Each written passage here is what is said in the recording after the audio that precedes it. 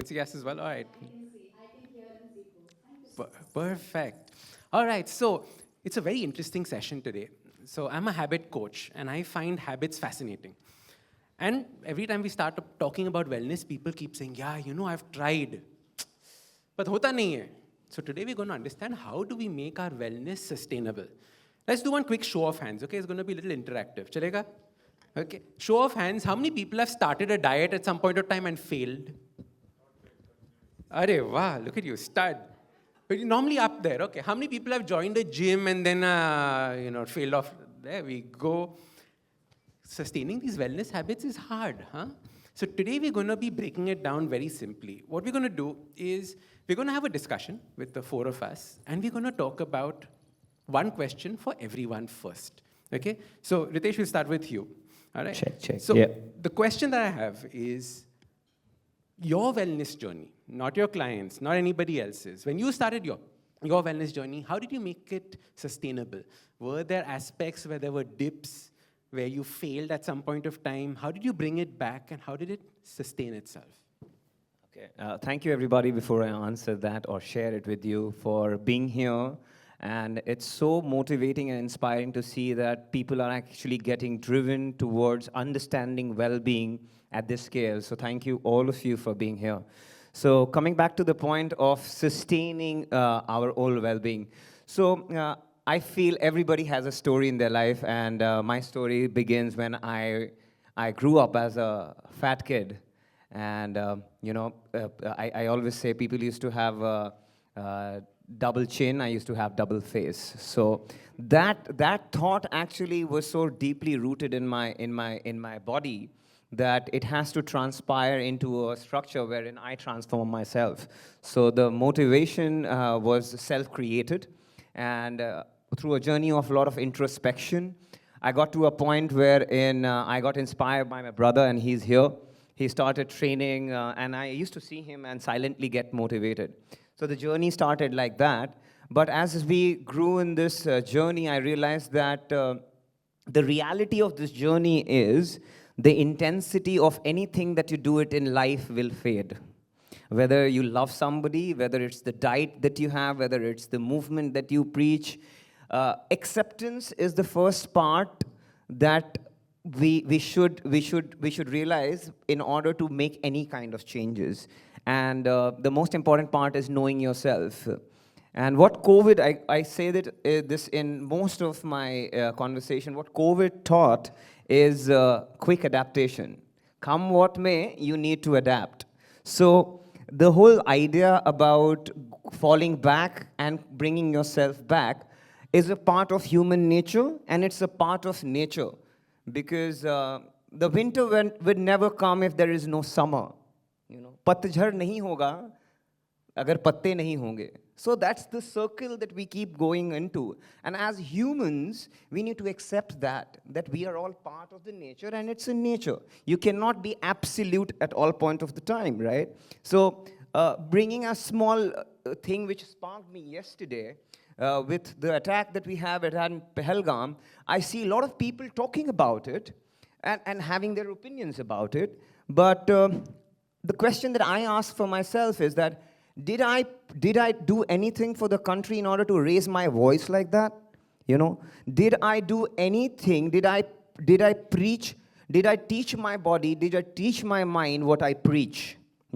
So the journey started long back, but as being an educator, what I have realized that you have to do it first. So we talk about circadian rhythm, that excitement to just be awake before the sunrise and let the sun set. If you start following that basic principle, the whole element of well-being revolves around that. You don't have to go into a rocket science in order to achieve anything. The other day we were talking about the grounding right now. The simplest thing that you can do in order to understand yourself better is go back barefoot onto the ground and see how things sustain on their own. Because what cosmic connection that you start feeling over a period of time tells you all the story about yourself. So small little practices helped me to actually sustain this wellness journey, but with that acceptance that after crest there would be trough, and then there would be crest again, and there would be trough again. So the phases of life will keep going back and forth. You need to adapt as a human in order to actually swing with that tide. So that's the silent inspiration that I keep talking to myself in order to sustain it. I have been in this journey for now approximately 20 years, and all good, all good. We can sustain it when we accept it. Lovely, brilliant. I love the idea of anything that's done with intensity is going to fade. Don't we do that as well? Motivation comes in, and then we say, yes, I'm going to do it. And how long does the motivation last? 1 day, maybe 2 days. So that intensity goes away. But what you rightly said, we need to figure out how we can sustain it. Fantastic. All right, Greesha, let's go to you. Same question. You know, you showcase your different practices. How did they become a part of your life? Before we talk about our clients, etc., how did they become part of your life? Were there ups and downs? What were the little things that you did, or what were the big things that you did to get there?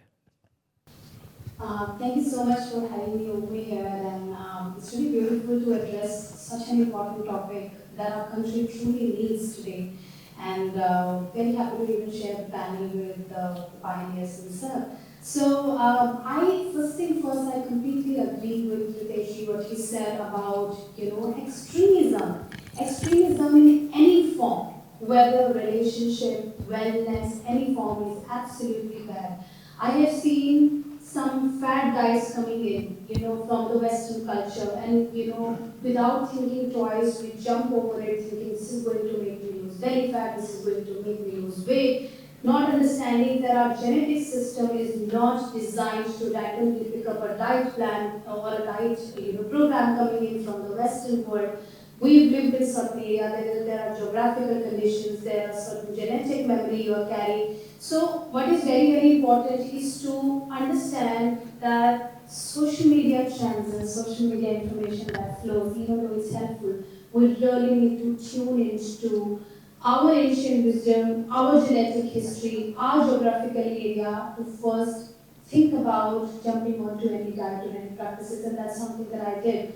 Second, I feel, when I started my journey, and my journey actually started in COVID when, I sort of got a pause from the outer world. When you remain busy in the outer world, you barely have time to pay attention to what's going on inside the system. So for me, when the outer world was cut off completely, I got the opportunity to actually look inside.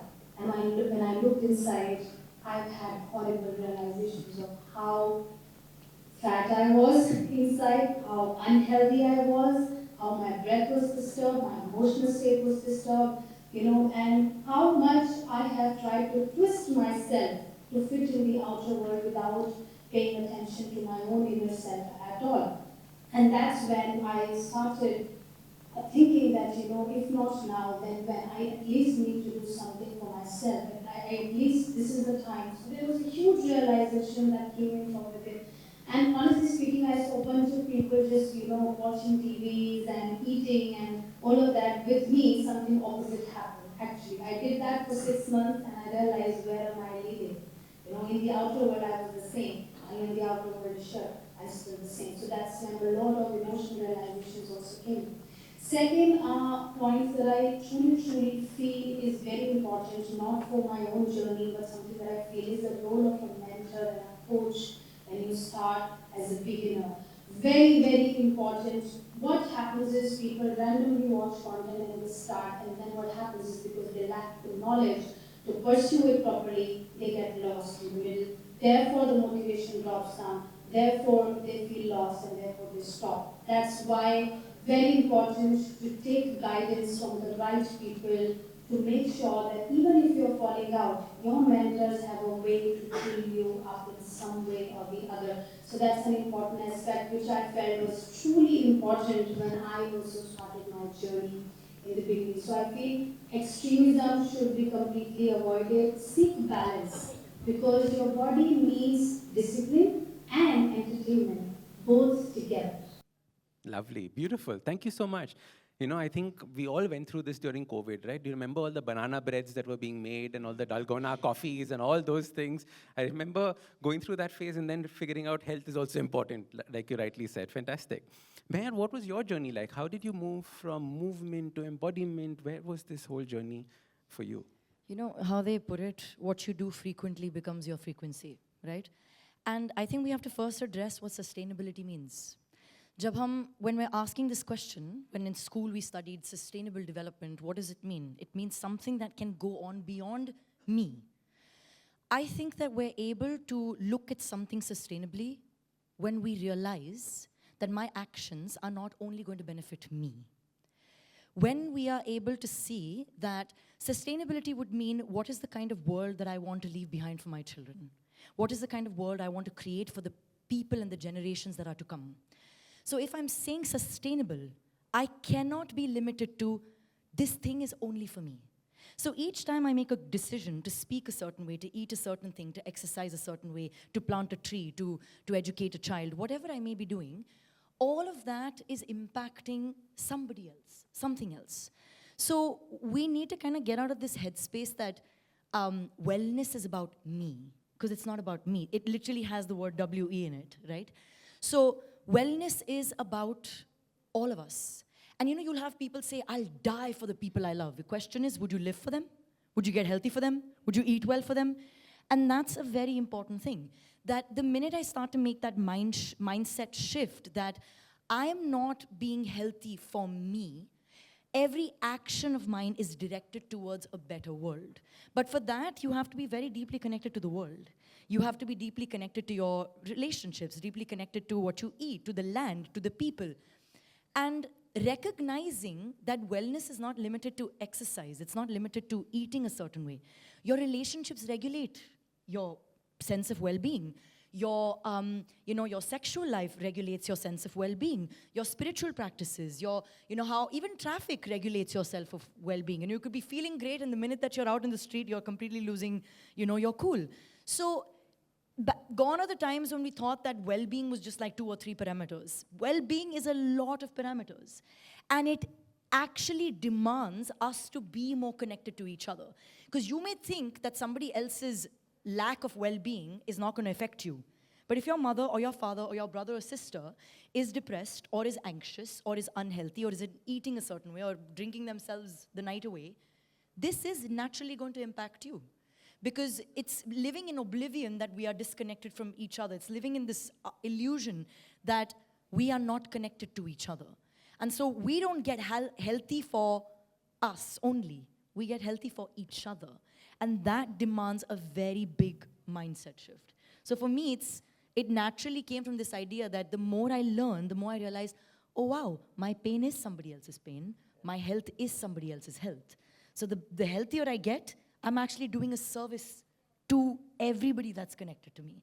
So for me, that's, I think, where the idea of sustainability comes from. Amazing.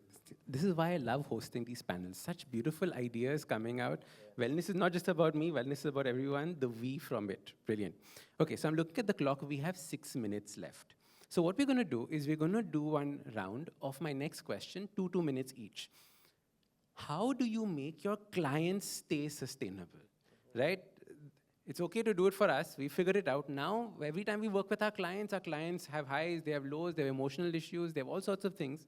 How do we maintain that? And we'll take it from there. Greesha, we'll start with you. Yeah, sure. So, I think it's a very interesting question here. We never refer our students as clients because there's a think about this term, right? I always say that in a yoga space or in a wellness space, the moment someone becomes your client, they think they are paying you for a service. Therefore, the value of a teacher sort of gets degraded. There's someone who holds that knowledge, someone who is guiding you, someone who's mentor. So a mentor is not a service provider. A mentor is all in and out involved in your life, who's literally guiding you holistically. So I'm going to change that word here and we refer them as sadhaks or students in our space. And for us, it is never ever have been about offering them monetary benefits, subscriptions, or all sorts of these, little dates we give to the students to come join the programs, to come to retain with us. No, I think the biggest win ever is authenticity as a teacher and the amount of knowledge that you are passing on to them. I think the best way is to always inspire your students or the practitioners with your own self-experience. Because when you teach or when you share knowledge of your own life, the connection that you have as a mentor with them, when you share your own vulnerabilities, your time of suffering, your time of distress, how these practices help you, the stories from your own life, not portraying yourself as a perfectionist or someone who has it all, but rather building that trust with them and showing them, we have been through this. In fact, here are the things we are still going through. Are you still there? I am very much on that same platform, so let's grow together. That is the authenticity that student or practitioner requires, because then what happens is they begin to see a part of themselves in you and a part of you in them and a possibility of evolving together. So I think for me personally, this has been one of the most beautiful ways of sharing our space with all the practitioners. Lovely. So it's actually doing the journey with your students and in that way continuing it. Beautiful. Lovely. Meher, how would you do that?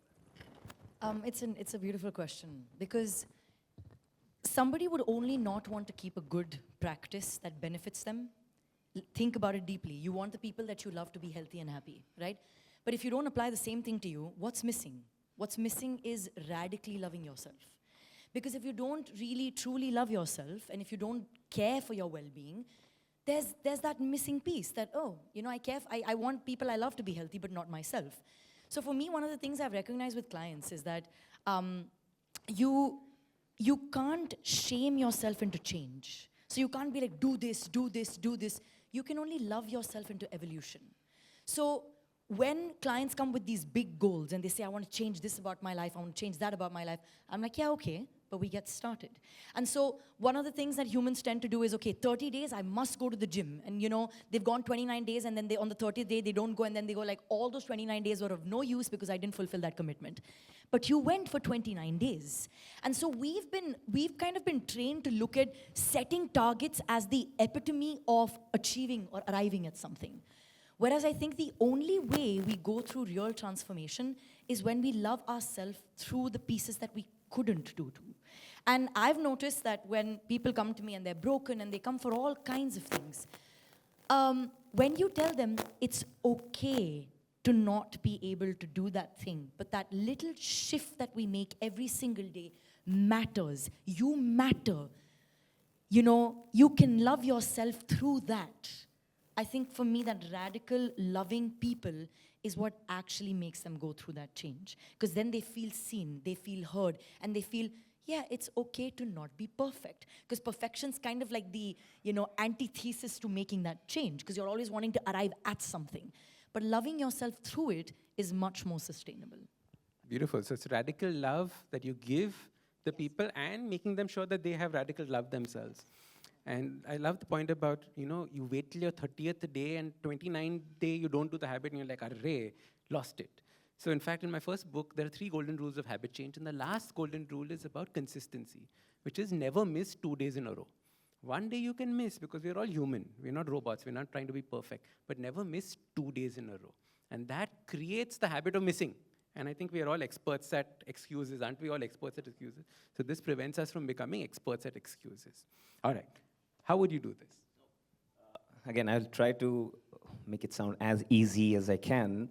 I think one thing what I have realized in a limited span of life that I have lived is that you cannot fake intention. Whatever you say, even if you fake, you cannot sustain intention.